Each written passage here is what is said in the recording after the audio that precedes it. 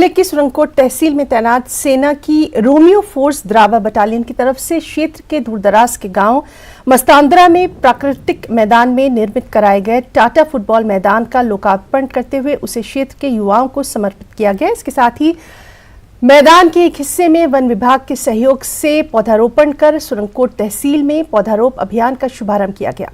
इस अवसर पर बफलियास की सरपंच ताहिरा जबी के साथ बड़ी संख्या में ग्रामीणों ने भाग लिया। इस कार्यक्रम की अध्यक्षता द्रावा बटालियन के कमांडिंग अधिकारी ने की। द्रावा बटालियन के इस कार्य की स्थानीय सरपंच और आम लोगों ने सराहना की।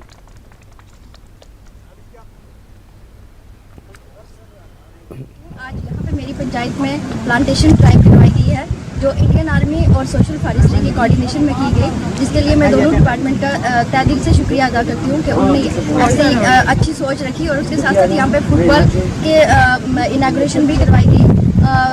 हमारे यंग यूथ के लिए अच्छा सोचा जा रहा है, इसके लिए मैं इंडियन आर्मी का तहे दिल से शुक्रिया अदा करती हूँ। आज यहाँ टाटा ग्राउंड मस्तांदरा बफलियास से यहाँ हमारी राष्ट्रीय राइफल ने एक खूबसूरत एक प्रोग्राम अंजाम दिया है। यहाँ काफ़ी सारे पेड़ यहाँ लगाए गए हैं, प्लांटेशन ड्राइव की है और यहाँ काफ़ी इलाका के लोग भी थे यहाँ पे।